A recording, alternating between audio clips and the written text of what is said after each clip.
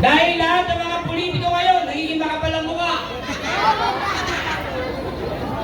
Lahat ng viewers ng Rochelle Anting vlog, please do subscribe and thank you for all your support. Toy, so, no? Ingat. Tunay na nasa puso ang serbisyo, ang laki sa hirap at puso ng may hirap. Ang Your Best Choice, number 10 sa balota, Konsyal Ami Sia!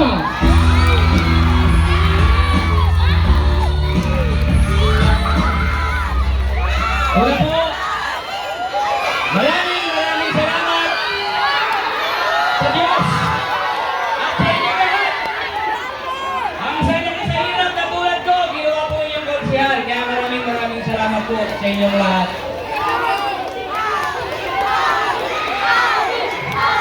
Yung mga kamag-anak ko, huwag kayong maingay, mga anak tayo. Kasi siyempre, puro kamag-anak ko to. Yun po. Sino po sa inyo ang nakaranas na lumapit sa mga konsihal, lalo na panahon ng walang eleksyon, at ang sabi sa inyo nung pagpunta mo sa opisina nila, ang sabi ay, balikan mo na lang. Meron?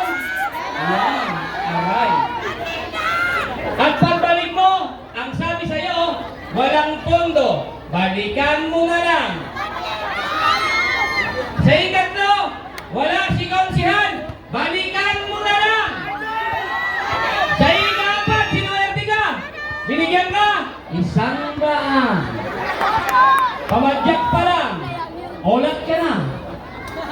Pero nung binigyan niyo akong pagkakataon, naka-short, naka-jeans na ako, pagpunta mo sa opisina ko, bukas, ihahatid sa bahay ninyo.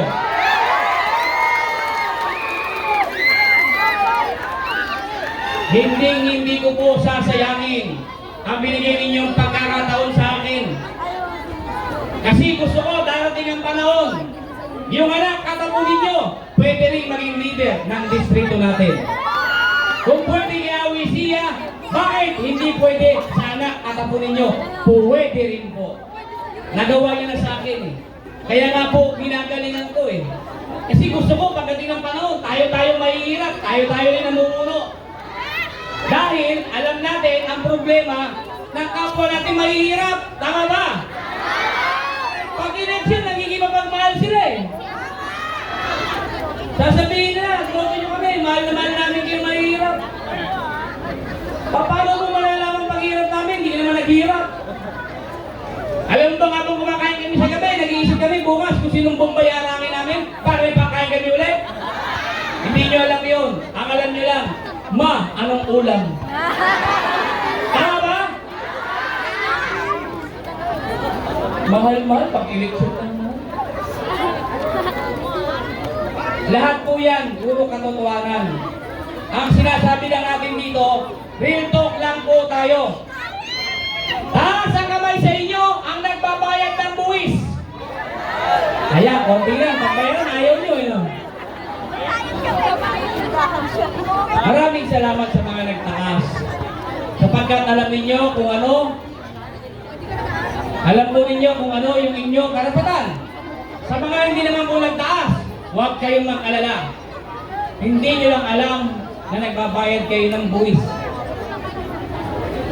Pag kumain ka ng Jollibee, may tax yun. Nagbayad ka ng buwis. Pag uminom ka ng soft drinks, may tax yun. Nagbayad ka ng buwis. Pag bumili ka ng sigarilyo, may tax yun. Nagbayad ka ng buwis. O ngayon, taas ang kamay ang nagbabayad ng buwis. Nanay, kayo. Kailangan niyo po malaman ito. Kailangan malaman ng bawat isa sa atin na tayo ay nagbabayad ng buwis. Alam niyo kung bakit? Dahil lahat ng mga politiko ngayon nagiging makapal ang mukha. Lahat sila nagiging makapal ang mukha. Alam niyo kung bakit? Dahil hindi natin alam ang karapatan natin. Lahat ng ginagastos ng politiko ay galing sa pera ninyo. Galing sa tax ng bayan. Tama ba? Kailangan niyong malaman yan. Ultimo kami na pinipili ninyo. Kami po yung paswelduhan nyo lang.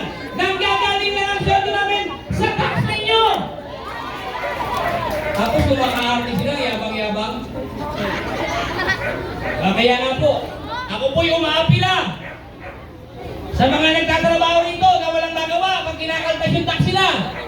Sa mga nagbabayad ng milyar na wala kang magawa, kailangan magbayad ng tax. Umaapila ako sa inyo. Kasi ang yayapang ng mga politiko, pag nagpagawa, inaangkin nila, pera nyo yun. Tama ba? Kayo pera ginamit niya? Pera ninyo. Ano mang pagawain bayan na pinagawa ng mga politiko, yung po'y galing sa tax ninyo. Pera ninyo. Tapos kineclaim nila. Sa dami lang ng ginawa, di yan dapat labanan. Wow! Adik ka, Brad! Pera ng taong bayan niya, Brad! Saan kayo nakakita? Inaabot ko kayo ngayon. Meron kayong cellphone. May Facebook kayo. Pumunta kayo sa marketplace.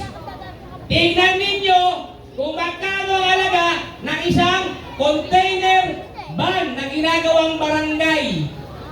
Tingnan ninyo. Tingnan ninyo. Wala pang 200,000 ang halaga. Pero kay i-proyekto nila, 4.8. Sarap ka, brad ah. Pag hindi mo pera yan ah. Tirang-tira ka. Ayaw mo na magtira sa amin ah. Tinira mo na lahat ah. Ang laki na kinita mo, gusto mo may utang alam pa kami sa'yo? Hiyang-hiya naman kami sa'yo. Di ba? Kaya mo na yun. Pera po ng taong bayan yan. Diyos ko yung marimar. Para sa kaalaman ninyo, lahat ng pagawain bayan yan, pwede yung tanungin kasi pera niyo yun. Baka masabit kayo. Hindi pera niyo yun. Pera ni Pedro. Pera niyo yun. Pag pinigyan kayo ng akap, pera niyo yun. Tingnan yung pera niyo. Hindi ka naging mo yung dos, pinag bigyan ko sa inyo.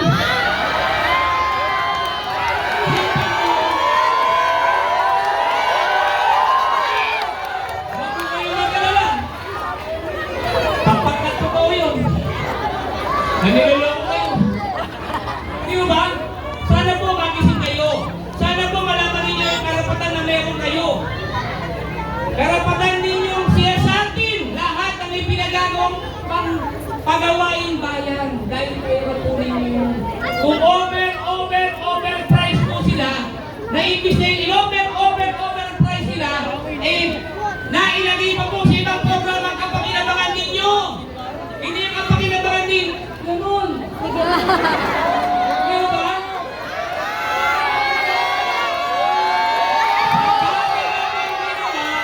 Hindi na dapat nilalabanan.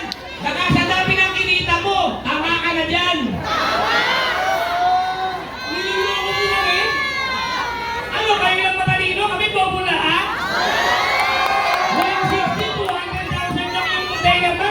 4.8 sa'yo? Ano para kami? Kawawa naman yung mga nagbabayad ng tax. Pera nila yan. Kawawa naman kayo pag bumili kayo ng pagkain, pera nyo yung tax na binabayad, ginagamit yan, pera ninyo. Kung makaarte, o ngayon, pagod na pagod ka kakaikot. Bakit? Mulat ang tao. Alam ng tao, niloloko mo sila. Dahil pera ng taong bayan ang ginagamit ninyo. Maniwala kayo sa akin. Meron kayong Facebook. Tumingin kayo sa marketplace. Pag hindi totoo yung sinasabi ko. Iyan talaga kayo. Kaya po, mga kapitbahay, mga kalugar, pumili tayo ng tamang leader. Yung leader na tinitignan, yung pinakamahirap niyang kapitbahay o malasakit sa kapitbahay o kapakinabangan ng pinakamahirap ng kapitbahay. Hindi kapakinabangan ng mga politiko. Maraming salamat sa inyo. Magandang gabi. Manila!